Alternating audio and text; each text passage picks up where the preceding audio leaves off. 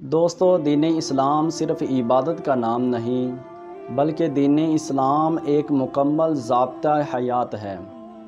زندگی کے ہر پہلو میں دین اسلام ہماری رہنمائی فرماتا ہے۔ وہ زندگی چاہے معاشی ہو، سماجی ہو یا گھریلو ہو، دین اسلام ہر وقت میں ہماری رہنمائی فرماتا ہے کہ تم نے زندگی کس طرح گزارنی ہے۔ ہم اکثر کسی کے مہمان بنتے ہیں، لیکن ہمیں یہ نہیں معلوم کہ جب ہم کسی کے مہمان بنیں تو ہمیں کن کن چیزوں کو ذہن میں رکھنا چاہیے اور کسی کے مہمان بننے کے کیا کیا آداب ہیں۔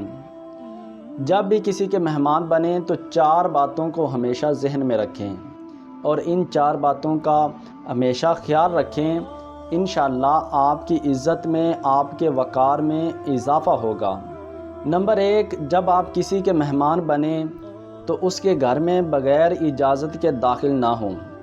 دروازے پر دستک دیں۔ جب تک آپ کو گھر میں داخل ہونے کی اجازت نہ ملے، گھر میں داخل نہ ہوں۔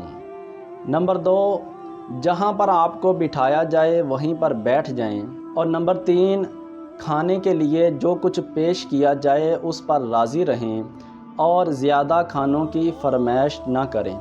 اور نمبر 4، 3 دن سے زیادہ کسی کے مہمان نہ بنیں، کیونکہ نبی کریم صلی اللہ علیہ وآلہ وسلم نے 3 دن سے زیادہ کسی کے مہمان بننے سے منع فرمایا ہے۔